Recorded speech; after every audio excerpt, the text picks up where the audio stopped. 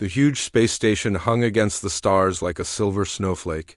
Its bright lights twinkled as ships came and went. Inside one of these ships, Alex Miller looked out the window at his new home for the next year. All human exchange students.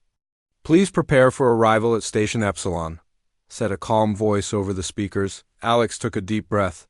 He was one of 50 humans chosen to study at Xanther Academy, the most famous school in the Galactic Confederation. Humans had only joined the Confederation 3 years ago. This exchange program was a big step forward. "Nervous?" asked Frank Cooper, another student from Earth sitting next to him. "A little," Alex admitted. "You?" Frank shrugged.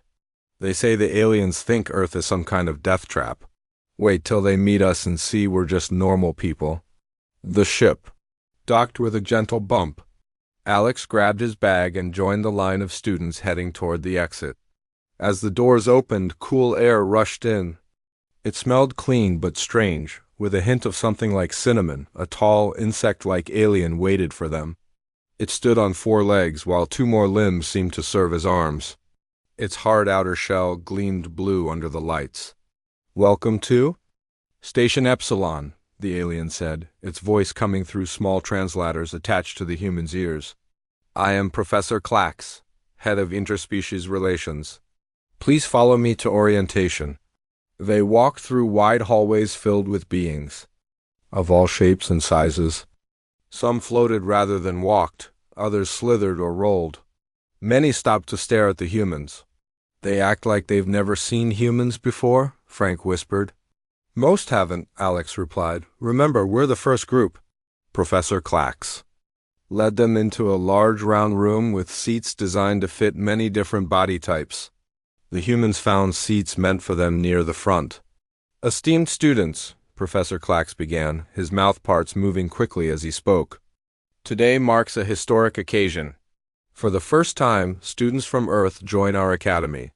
Some of you may have heard rumors about their planet. Some call it a Deathworld." Several alien students shifted in their seats, looking at the humans with new interest. "Such terms are unhelpful," Clax continued.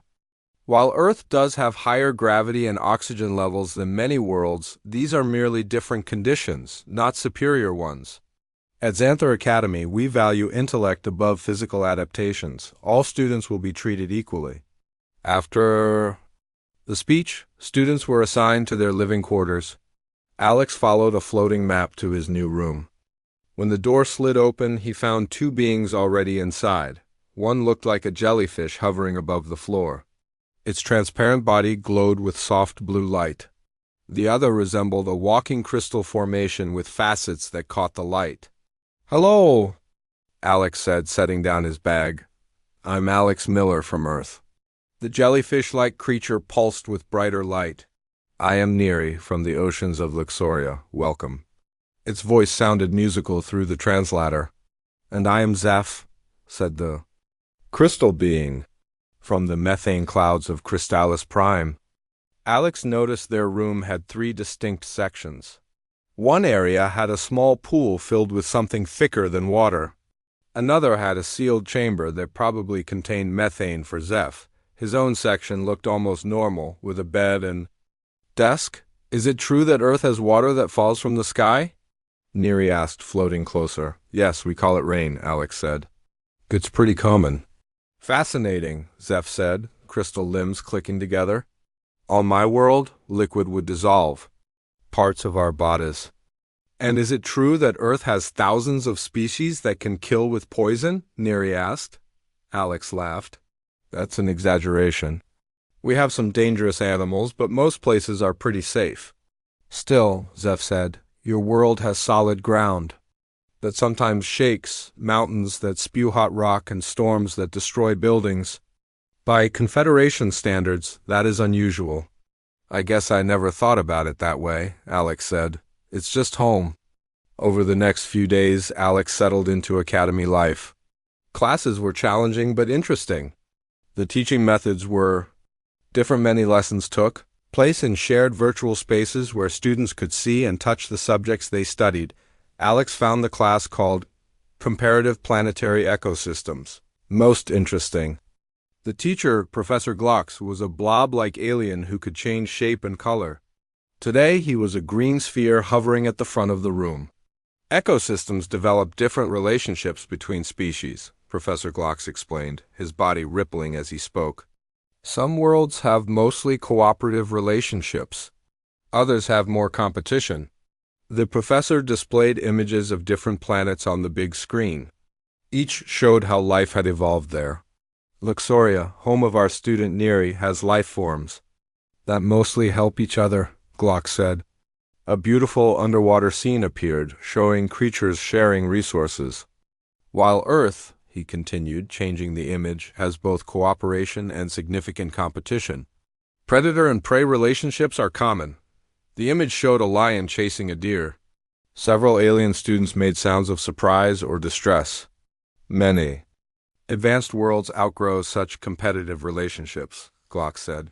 They are considered primitive survival stages.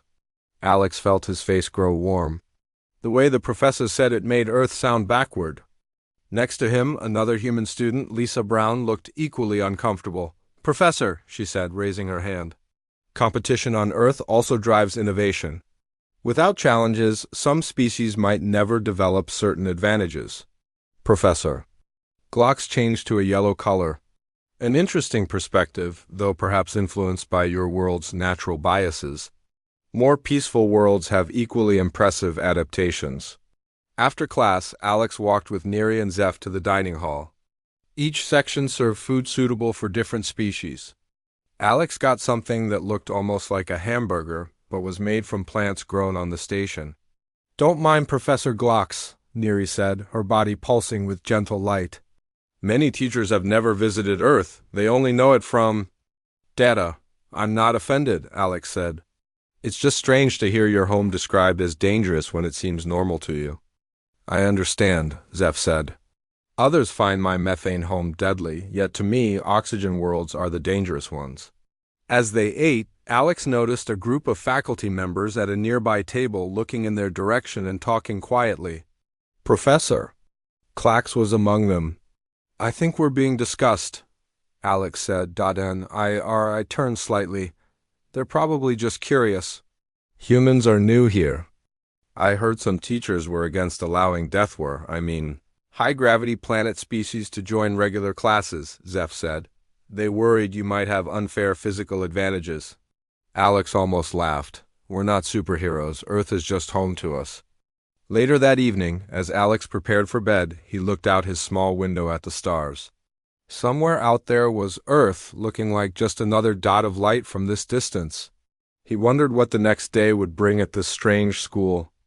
Among the stars, he didn't know it yet, but in 3 weeks, everyone's ideas about humans and their Deathworld would change forever. 3 weeks passed quickly at Xanthar Academy. Alex had settled into a routine of classes, study sessions, and exploring the huge space station during free time. Today, he hurried toward the advanced xenobiology lab, excited about the special lesson Professor Glox had planned. They're bringing in live specimens from different planets, Alex told Neri as they walked together through the curved hallway. Actual creatures from across the galaxy. Neri's body pulsed with bright blue lights, showing her excitement. Professor Glox is known for his hands-on teaching methods. I heard he had to get special permission for today's class. They entered the large laboratory to find it transformed. Instead of the usual workstations, the room now contained 12 clear chambers of different sizes.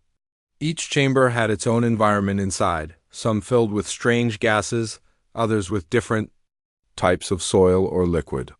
Small creatures moved inside some of the chambers. Amazing, Alex whispered, looking at what appeared to be a floating ball of fur that changed colors as it bounced around its container. Professor Glox floated at the front of the room, his gelatinous body a bright orange color that showed his excitement. Welcome, students. Today we study defensive adaptations across various worlds. Each specimen here has evolved unique ways to protect itself from predators. The students gathered around as Professor Glox began the lesson. We will observe each specimen and document its defensive mechanisms, form groups of 4 and rotate between stations. Alex joined a group with Neri, a six-armed alien named Drax, and a small furry being called Mip who communicated through scent patterns. They started at a station containing what looked like a blue plant with swaying tentacles. "This is a luminous trap from Altair 7, Professor Glox explained. "Watch what happens when I simulate a predator." He pressed a button and a small probe entered the chamber. Immediately, the plant's tentacles glowed with bright light and the probe froze in place. "It emits a paralyzing light pattern," Drax noted, writing on his tablet. "Fascinating." The class moved between stations, observing creatures that could change shape, generate force fields, or produce sounds that confused nearby beings. Alex took careful notes, comparing these defenses to Earth animals. At the 10th station, Professor Glox became especially serious. "This next specimen requires extra caution. The Noxian venom spitter is a Class 3 toxic species." Inside a reinforced chamber sat a creature about the size of Alex's hand. It looked like a cross between a spider and a lizard with a scaly green body, 8 jointed legs, and a head with bulging venom sacs visible under its jaw. It moved quickly around its enclosure, occasionally stopping to spray small jets of liquid at the walls. "The venom spitter produces a neurotoxin that affects most oxygen-breathing species," Professor Glox explained. "On its homeworld, it uses this venom to hunt and protect itself from larger predators. The chamber has triple-layered protection, so there is no danger." Alex leaned closer, studying the creature with interest. "We have similar animals on Earth, spiders and scorpions that use venom." Drax looked surprised. "And they live near your homes?" "Some do," Alex said with a shrug. "We learn which ones are dangerous and how to avoid them. It's just part of life." Several alien students moved away from Alex, as if his casual attitude toward venomous creatures was itself dangerous. As the class continued to the next station, a small alarm suddenly chimed. A soft voice announced, "Warning, containment anomaly detected in specimen chamber 10. Professor Glox turned quickly, his body shifting to a worried yellow color. "Everyone remain calm. The security systems will handle any—" He didn't finish his sentence. A sharp hissing sound came from the venom spitter's chamber, followed by the sound of cracking glass. Somehow, the creature's venom had weakened a section of the inner containment layer. "Impossible," Professor Glox bubbled. "That material is resistant to all known toxins." With one final spray of venom, the venom spitter created a small hole in the weakened section. Before anyone could react, it squeezed through the opening and scuttled across the floor at surprising speed. "Emergency protocols activated," announced the station's computer voice. Transparent barriers began to drop from the ceiling, dividing the room into sections to contain the threat. Several students screamed. Professor Glox tried to maintain order. "Everyone stay where you are. The security fields will protect you. Emergency response is on the way." But the venom spitter moved faster than the falling barriers. It darted across the floor and up a wall, spraying a fine mist of venom into the air as it went. The toxic cloud drifted through the room before the barriers could fully deploy. Daleks watched in horror as students in the venom's path began to collapse. First Drax fell to his knees, his 6 arms shaking. Then 2 other aliens dropped to the floor, their breathing becoming irregular. "Respiratory paralysis," gasped Professor Glox from behind a barrier. "The venom affects the breathing systems of most species." The emergency systems activated air filters, but they worked slowly. Meanwhile, the venom spitter continued moving around the room, spraying more toxic mist whenever it felt threatened. Alex found himself trapped in a corner section, with Neri and 2 other students, a silicon-based being named Krex and a hive mind colony called Voss. Through the clear barriers, they could see other students lying motionless while emergency medical drones tried to reach them. "The neutralization team won't arrive for at least 15 minutes, Krex said, his crystalline form vibrating with fear. "The station's safety protocols have sealed this entire section." Neri's light patterns flickered with panic. "But the air filtration system can't clear the toxin fast enough. Those students might die."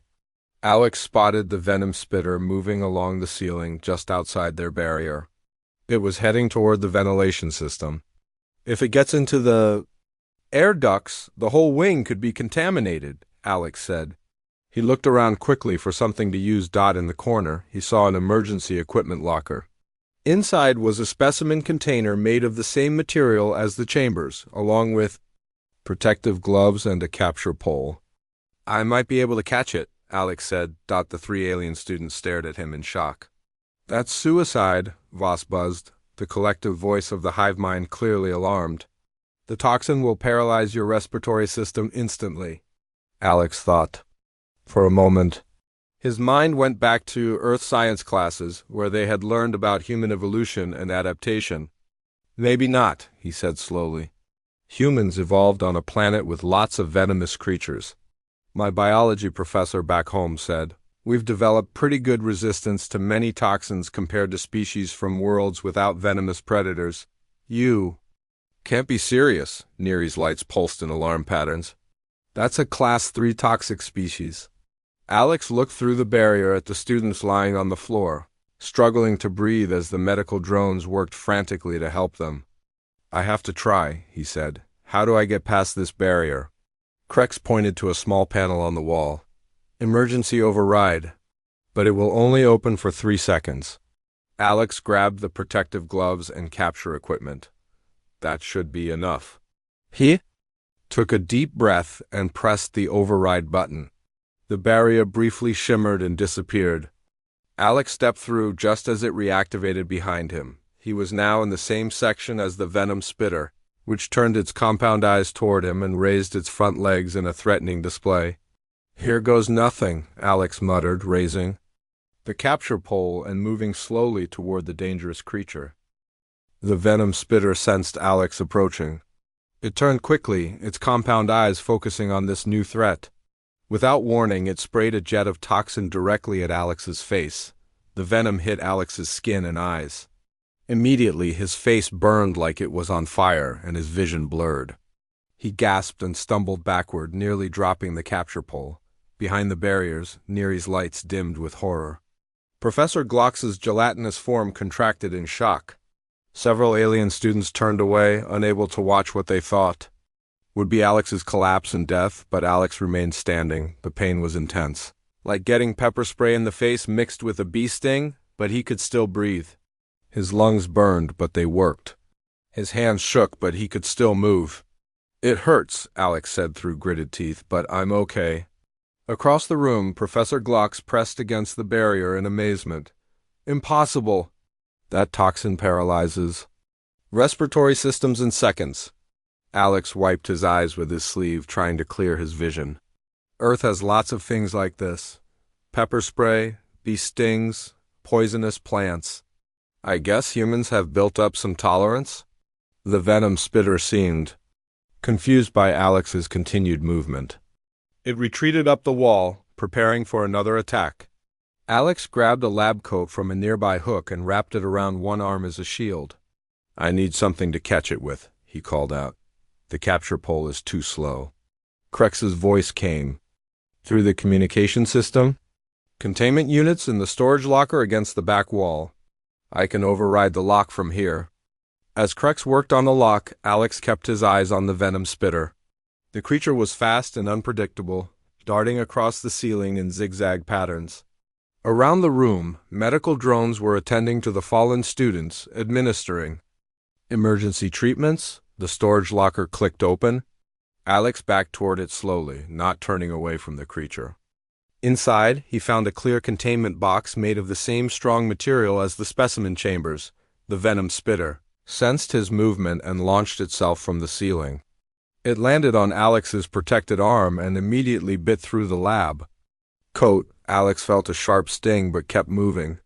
With one quick motion, he grabbed the creature behind its venom sacs with the capture tongs and dropped it into the containment box. He slammed the lid shut just as the venom spitter sprayed another jet of toxin, which splattered harmlessly inside the box. Got it, Alex called out. Holding up the secured container, the room's emergency systems recognized the threat was contained and began venting the toxic particles from the air. The barriers remained in place, but medical drones now moved freely between sections, Treating the affected students, one drone approached Alex, scanning his body with a blue light. Human physiology detected, the drone announced in a flat voice. Toxin present but minimal systemic effect, administering mild counteragent. Cool mist sprayed from the drone, coating Alex's face and arms. The burning sensation began to fade. Though his skin still felt hot and irritated, Professor Glocks approached as the barriers in his section deactivated. His normally smooth body was rippling with a mixture of colors that seemed to indicate both concern and intense scientific curiosity. That was most unexpected, he said, extending a pseudopod toward Alex but stopping short of touching him. Our database indicated the toxin would cause respiratory and oxygen-breathing species. Alex handed the contained venom spitter to a security drone that had arrived. Earth has venomous spiders, snakes, insects, and fish. Humans have dealt with them for thousands of years. I guess we've developed some resistance? He touched his face, which was now turning red with a rash. Still hurts, though. As the emergency response team arrived and began treating the affected students more thoroughly, news of the incident spread quickly through the academy. By the time Alex reached the medical bay for his own treatment, a crowd of curious faculty members had gathered. Dr. Lenda, the chief medical officer, examined Alex with undisguised fascination. She was a tall, thin alien with 4 arms and large eyes that blinked in an alternating pattern. Remarkable, she said, looking at the test. Results on her screen. The Noxian venom would have killed most species your size, yet your body is already breaking it down. Your liver is processing the toxins efficiently. Alex sat on the examination table while a medical drone applied a soothing gel to his face. Is everyone else going to be okay? Dr. Lenda nodded. Yes, thanks to your quick action. The emergency antidotes worked because they were administered promptly. Had the creature escaped into the ventilation system? She left the sentence unfinished. How did you know you would survive the venom? Asked another doctor, who had been quietly observing. Alex shrugged. I didn't know for sure. But humans come from a planet with all kinds of toxins. Our bodies have evolved to handle them better than species from safer worlds. It was a calculated risk. The medical staff exchanged glances. A calculated risk, Dr. Lenda repeated slowly. Based on your planet's evolutionary pressures. She made notes on her tablet. We may need to update our classification of Earth in our database. By evening, Alex had become something of a celebrity. When he returned to his quarters, Neri and Zeph were waiting with a group of other students, all eager to hear his story firsthand. Did it really spray you directly in the face? Asked a small, furry alien named Plex. Were you scared? Asked another. Alex felt uncomfortable with all the attention. I just did what needed to be done. Anyone would have helped if they could. No, Neri said, her lights forming patterns of respect. Most species would not have survived to help. That is the point everyone is discussing. Zeph moved closer. Crystal, limbs clicking thoughtfully. My people would dissolve in Earth's atmosphere. Neri's kind would dry out on your land.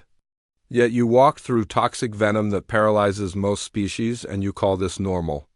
I never thought about Earth being special, Alex said. It's just home. Later that night, after the excited visitors had left, Alex sat at his desk looking at images of Earth on his tablet. Pictures of mountains, oceans, forests, and deserts. Landscapes that had always seemed ordinary to him. Now he saw them through new eyes.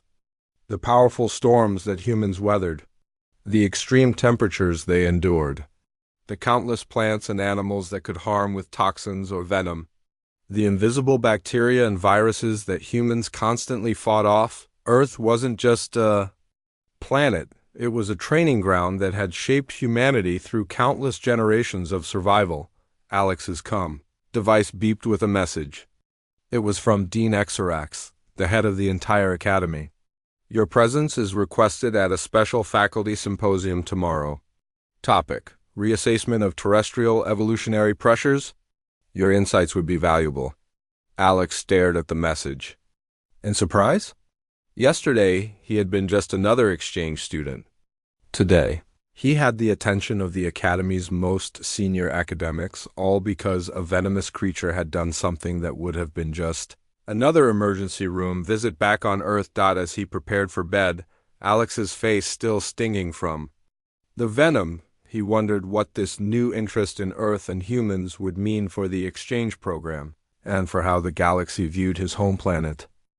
The next morning, Alex woke to find his face still red and slightly swollen from the venom. The medical treatment had reduced the pain, but his skin remained sensitive. When he checked his reflection in the mirror, he couldn't help but laugh. He looked like he had a bad sunburn. "Your face still shows damage," Zeph observed as Alex entered their common area. "Does it hurt?" "It's not too bad now," Alex said. "Kind of like a sunburn?" "Sunburn?" Neri asked, floating closer to examine his face. "It's what happens when humans stay too long in direct sunlight," Alex explained. "Our star can damage our skin if we don't protect it." Zeph and Neri stared at him. "Your own star harms you?" Zeph asked, crystal limbs clicking in surprise. "And yet you still go outside?" Alex shrugged. "We wear protection or limit our time in the sun. It's just normal life on Earth." He checked the time and grabbed his tablet. "I need to go. That faculty symposium starts soon." As Alex walked through the academy halls, he noticed people looking at him differently.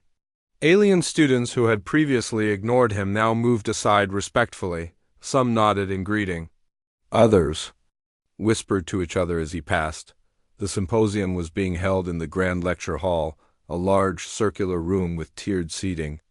When Alex arrived, he was surprised to find the hall almost full. Faculty members from every department sat alongside senior students, and even some visitors from other parts of the station. At the front of the room, Professor Clax stood with Dean Exarax and several other important-looking aliens. They motioned for Alex to join them.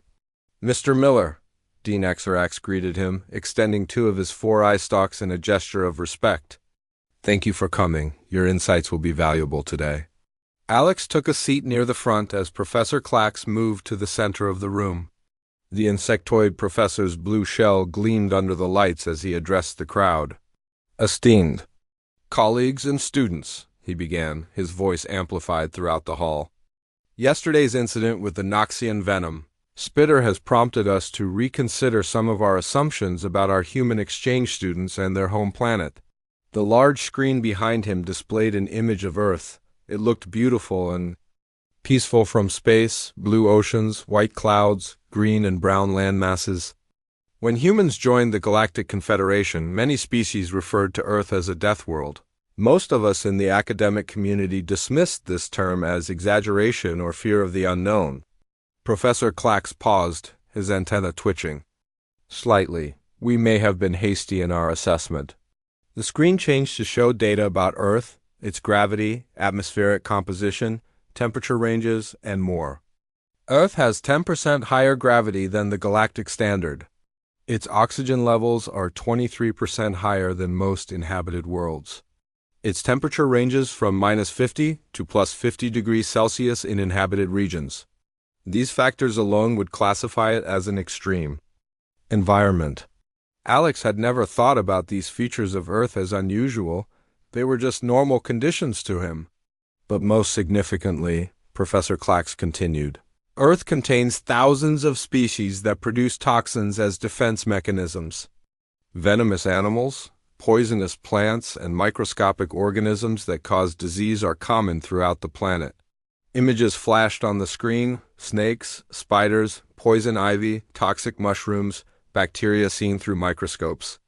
Most Confederation species evolved on worlds where such threats are rare or non-existent. Our preliminary analysis suggests humans have developed remarkable adaptations to survive these conditions. Professor Clax turned toward Alex. "Mr. Miller, would you share your perspective on Earth's environmental challenges?" Alex felt nervous with hundreds of eyes focused on him, but he stood and walked to the center of the room. "Earth doesn't seem dangerous to humans because it's the world that shaped us," he began. "We've adapted to its conditions over millions of years." He thought for a moment about how to explain Earth to beings from more stable worlds. Our planet has different climate zones, some very hot, some very cold. We have storms that can destroy buildings, earthquakes that shake the ground, and volcanoes that spew molten rock. But humans have learned to predict, prepare for, and survive these events. The audience murmured in surprise. As for toxic or venomous creatures, Alex continued, they're part of our everyday awareness. Children learn which plants and animals to avoid. We have medical treatments for most venoms and poisons. It's just part of life. A faculty member raised a limb to ask a question. Is it true humans deliberately consume small amounts of toxic substances as part of your culture? Alex laughed. Well, yes. We call it alcohol, caffeine, and spicy food. Some are mild toxins that our bodies can process in small amounts. Some, like spicy foods, contain chemicals that plants evolved to prevent being eaten, but we enjoy the sensation. This caused even more surprised murmurs. Another professor spoke up. Our records indicate humans regularly expose themselves to environmental stressors for recreation. Is this accurate? You mean like hiking in mountains, swimming in oceans, or exploring caves? Alex asked. Yes, we do those things for fun and challenge. Dean Xerax stepped forward. This brings us to our central question. We propose reclassifying Earth as a Category 5 evolutionary pressure world. This designation acknowledges that humans have evolved under conditions that would be considered extreme by Confederation standards. The symposium continued for hours. Other human students were called forward to answer questions about Earth. Sam Parker explained how humans lived in deserts where water was scarce. Lisa Brown described how people survived in Arctic regions where temperatures fell far below freezing. Beth Johnson talked about how humans had learned to swim in oceans filled with dangerous creatures. With each example, the alien academics grew more fascinated. What humans considered ordinary aspects of their planet painted a picture of a world that would be classified as extremely hazardous by Confederation standards. During a break, Alex found himself surrounded by curious faculty members.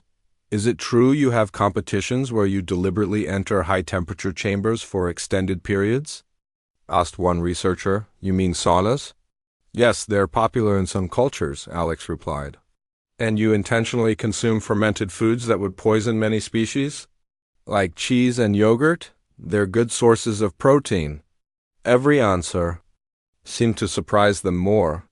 Alex began to realize that what humans took for granted as normal life would seem like a constant survival challenge to species from more stable worlds. As the symposium ended, Dean Xerax made an announcement. Based on today's discussions, we will update our curriculum to include more comprehensive studies of varied planetary conditions.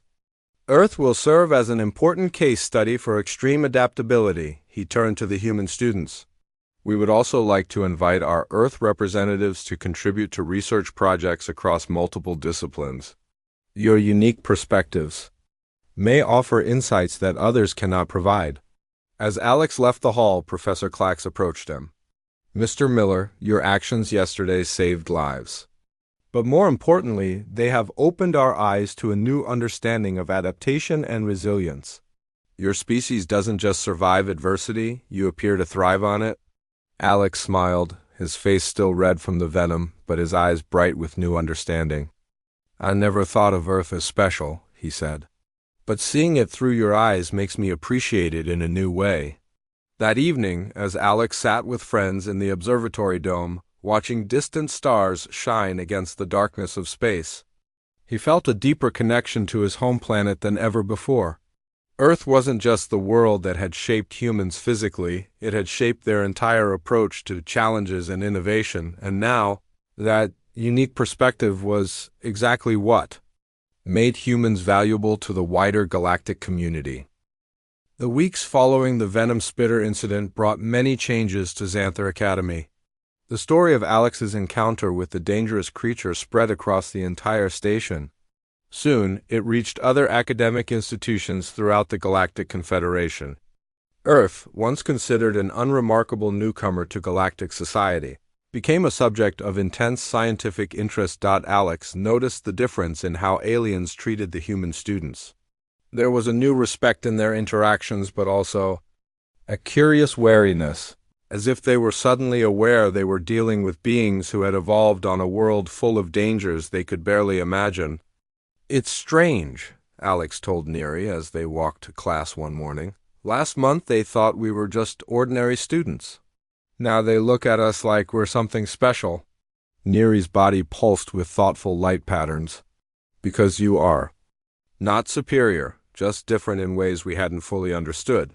Professor Glock's xenobiology class had changed too.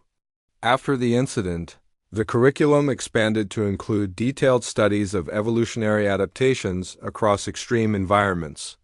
The clear chambers with live specimens were back, but with greatly enhanced security measures. "Today we will examine how different species perceive and respond to threats," Professor Glock announced, his gelatinous body a calm blue color. "Each world shapes its inhabitants' reaction systems differently," he turned to Alex. "Mr. Miller, would you please explain how humans typically respond when encountering a venomous creature on Earth?" Alex stood, still not fully comfortable with being singled out as an expert. "Well, humans are taught from childhood to recognize dangerous animals. We learn which ones to avoid. If we see a venomous snake or spider, we usually stay calm, move away slowly, and give it space to escape." "You don't immediately flee?" asked a student from a methane world. "Not usually," Alex explained. "Sudden movements might startle the animal and make it more likely to attack. Most venomous creatures on Earth don't want to encounter humans either. They only attack if they feel threatened." Professor Glock's changed to a thoughtful purple color. "This response, staying calm in the face of danger rather than immediate flight, may explain your actions during our incident. Your species has evolved to assess threats rather than automatically flee from them."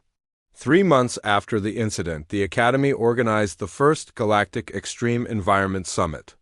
Scientists specializing in adaptation studies from across the Confederation traveled to Station Epsilon. Earth representatives were given a prominent role in the proceedings. Dr. Kate Nelson, a human xenobiologist who had arrived with the Earth delegation, gave the opening address.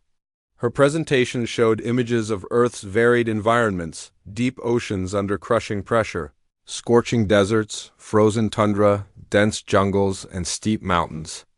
Each environment on Earth created different challenges, she explained to the assembled academics.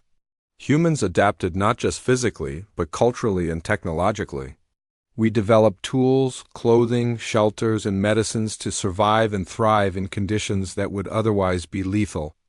The summit lasted a full week. Alex and the other human students were invited to participate in panel discussions, sharing their first-hand experiences of living on Earth. They answered countless questions about everything from weather events to disease resistance. On the final day, Dean Exarax made a surprising announcement. "The Galactic Educational Council has approved a new program," he said, his eye stalks extended in a formal posture. "We will establish a dedicated Earth Studies department at Xanther Academy. Additionally, we will send 20 faculty members to Earth for direct observation and research." This news caused excitement throughout the Academy. Many professors immediately volunteered for the Earth expedition, eager to see this challenging world firsthand. For Alex, the most meaningful change was in everyday interactions. Alien students who had previously viewed humans as unremarkable now sought out their perspectives on problem-solving. It turned out that evolving on a world that constantly presented new threats had made humans particularly good at improvisation and thinking outside established patterns. "Your species doesn't follow standard approaches," Professor Clax noted during a particularly insightful lecture. "Where most sentient species evolved to find stability, humans developed in response to constant change." One evening, while working on a group project in the Academy's communal study area, Alex was approached by a small delegation of students from various worlds. Their spokesperson was a tall, plant-like being named Vril. "We have been authorized to invite you to join the adaptation research team," Vril said formally. "Your Earth perspective would be valuable to our work." The adaptation research team was an elite group that studied how different species could survive in varied environments. Their findings helped shape space exploration and colonization efforts throughout the Confederation. "I'd be honored," Alex said, surprised by the invitation. "But I'm just a second-year biology student. What could I contribute?" Vrill's leaves rustled, and what Alex had learned was a gesture of emphasis. "You bring a perspective the rest of us lack. You come from a world that required adaptability rather than specialization. That viewpoint is precisely what we need." During the closing ceremony of the summit, Alex was surprised to be called forward along with representatives from other species. Each was presented with a commemorative medallion recognizing their contributions to cross-species understanding. "The incident with the Venom spitter could have been a tragedy," Dean XRX announced. "Instead, it became a catalyst for greater understanding. It reminded us that diversity of experience and adaptation is the Confederation's greatest strength." As Alex accepted the medallion, a thought occurred that seemed worth sharing. "On Earth, we have a saying, 'What doesn't kill you makes you stronger.' I used to think it was just a motivational phrase. But maybe it's actually the story of life throughout. The galaxy just experienced at different intensities." The statement resonated through the assembly hall, translated into dozens of languages and communication forms. Later that evening, as Alex sat with friends both human and alien in the Academy's observation dome, watching the stars and distant planets shine against the void, Neri posed a question that had been on many minds. "Do you miss it? Your Deathworld?" Alex smiled, thinking of Earth's thunderstorms and mountains, its oceans and forests, its countless challenges and equally countless wonders, every day. "But being here has helped me see it through new eyes. Earth isn't just the world that made humans tough enough to survive it. It's the world that taught us to look at the universe and wonder what's out there, instead of just being afraid." Zeph, the crystalline entity who had initially been wary of his human roommate, formed what passed for a smile in his species. "Perhaps that is why the Confederation needed Earth to join us," he resonated softly. "Not despite its dangers, but because of them." As time passed, the term Deathworlder gradually disappeared from common usage at the Academy. In its place, a new term emerged, Challenge Adapted. It acknowledged the harsh conditions of planets like Earth without defining their inhabitants solely by their capacity to survive.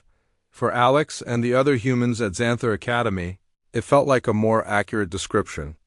They were not merely survivors of a dangerous world, they were its students, shaped by its lessons in ways that were still unfolding among the stars.